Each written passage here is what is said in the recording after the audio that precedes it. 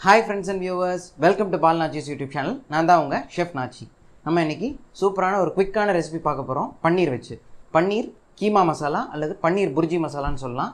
இதை நீங்கள் பாவ் பிரெட்டோட சாப்பிட்லாம், ரெகுலர் பிரெட்டோட சாப்பிட்லாம், அல்லது நான் ரோட்டி இந்த மாதிரி எந்த வித ஒரு இந்தியன் பிரெட்ஸோடையும் சாப்பிட்லாம். இது ஒரு மல்டி பர்பஸ் சைட் டிஷ். வாங்க எப்படின்னு பார்க்கலாம். ஆயில் ஒரு 1-1.5 ஸ்பூன், பட்டர் ஒரு ஸ்பூன். ஆயில் பட்டர் போட்டதுக்கப்புறம் சீரகம் ஒரு 1/2 டீஸ்பூன், பச்சை மிளகா 2 நம்பர் உங்கள் காரத்துக்கு ஏற்றாப்புல, குழந்தைங்களுக்கு கொடுக்குறதா இருந்தால் குறைச்சிக்கலாம். இஞ்சி பூண்டு பேஸ்ட்டு 1 டீஸ்பூன் வதக்கிடலாம். அடுத்தது வெங்காயம் பொடியாக நறுக்குனது 1 நம்பர். வெங்காயம் கோல்டன் ப்ரௌனில் ஆனதும் பொடியாக நறுக்குன உருளைக்கிழங்கு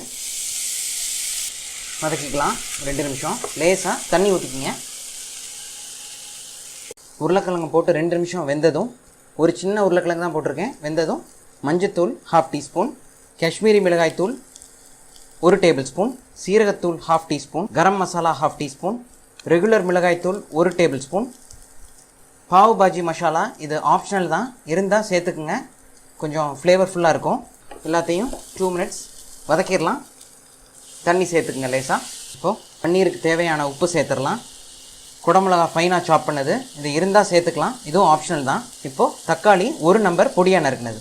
இப்போது எல்லாத்தையும் ஒன்றா சேர்த்து வதக்கி ஒரு 2 மினிட்ஸ் மூடி போட்டு குக் பண்ணிடலாம்.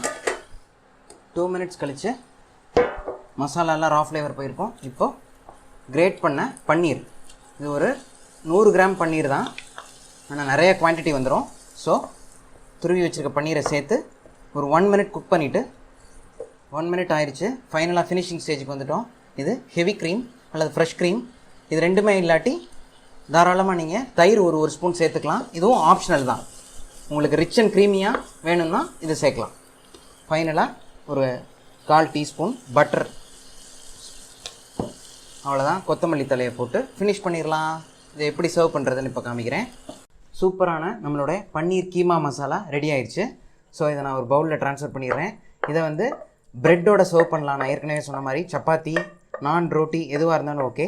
இதை நான் கொஞ்சம் லூஸாக பண்ணியிருக்கேன். இன்னும் நீங்கள் லைட்டாக இன்னும் ஒரு 1 மினிட் அதிகமாக கொதிக்க விட்டுட்டு டைட் பண்ணிவிட்டு அதை இன்னும் என்ன செய்யணும்னா ப்ரெட்டுக்கு நடுவில் வச்சு சீஸ் ஸ்லைஸை வச்சு மேலே கவர் பண்ணி கொடுத்துட்டிங்கன்னா இதான் பன்னீர் புர்ஜி சாண்ட்விச்.